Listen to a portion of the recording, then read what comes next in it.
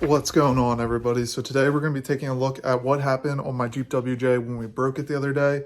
I'll insert that clip now for you.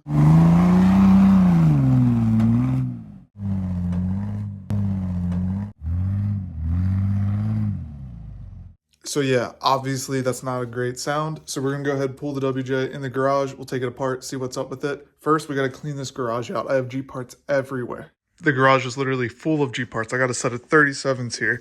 We got the old ring and pinion out of the Dano 44. Carriers over here for the 1-ton axles, axle shafts, the tool cart, battery charger, the 1-tons. We got to clean all this up so we can pull the Jeep in here and get to work. And just like that, the garage is clean, so we can go ahead and bring the Grand Cherokee in here. I'm gonna go ahead and back this in, then we'll take apart the front, see what's up, see what that sound is.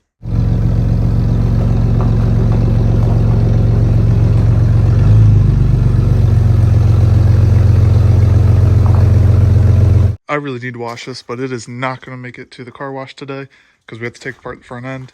I'm really hoping it's just the drive shaft or maybe one of the axle shaft joints, because I can see already some of those are torn.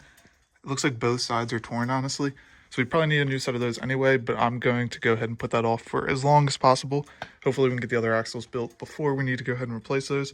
We're going to start with the drive shaft and do the gear, or all the gears and everything last, because I'm really hoping that's not the issue. Another thing, now that we're in the garage, you can just see kind of how big these things are in comparison to the Jeep. They're so much wider than the Jeep already. So these things are going to look so insane once we get them underneath of the Jeep. I'm going to be ordering a bunch of parts for these soon, so these should be done within the next couple months. Slide under the Jeep. So the first thing I noticed is this boot was torn. So once you go ahead and pull the boot back, you can see the joint is just like blown apart. It's destroyed. So that's more than likely why we're not getting four-wheel drive. As you can see, all the bearings are gone. So it's obviously not going to be putting any power to the front there. So I definitely think this is our issue. So we're going to go ahead, pop all these bolts out, take the drive shaft out, and get a closer look and see exactly what happened here. Also, I wanted to give a huge shout out to Gripty. They sent me over these magnetic parts trays. Now, these things are sweet. You guys know I use their stuff on basically any project for the Jeep. So these are going to be super, super nice to add to the collection, have in the toolbox, because these are just great to have to hold everything, keep everything from getting lost, because I lose bolts all the time working on these things. Another really cool thing is they stick to the side of the car since they're magnetic, so you can put bolts in there. And I mean, this is a pretty big bolt and sticks to the side perfectly. So it's out of the way. You don't have to worry about losing bolts. So these are super, super sick. So thanks to them for sending them over.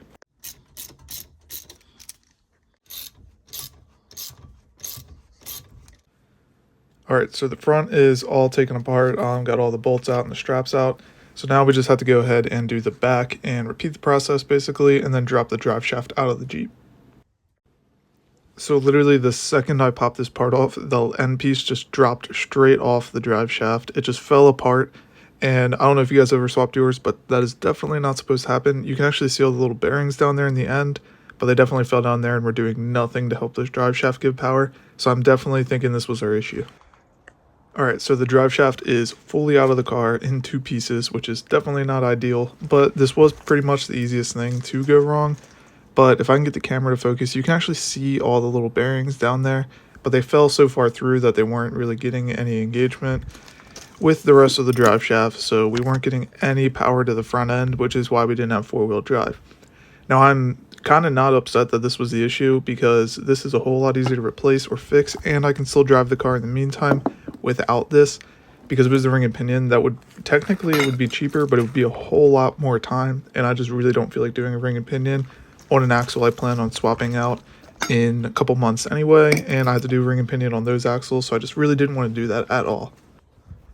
Now, before I order new ones, I am going to actually see if this drive shaft we have out of the black Jeep will work in the blue Jeep. I just have to swap the yokes over. And then if it's the correct length, it should work and be a much better setup than these joints. This is a common swap in WJs.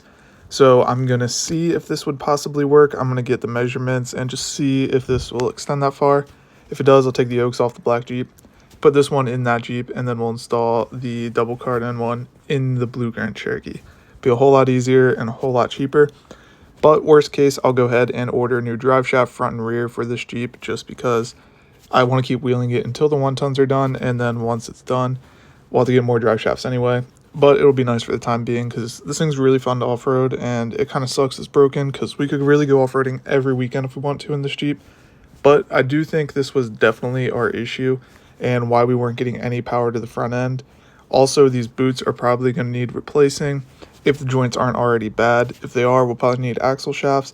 But like I was saying earlier, I'm going to put that off for literally as long as possible because I'm building the other axles and I don't really want to dump more money into axles I plan on just pretty much throwing away once this is done, because these axles really aren't too good for anything else that I would need them under.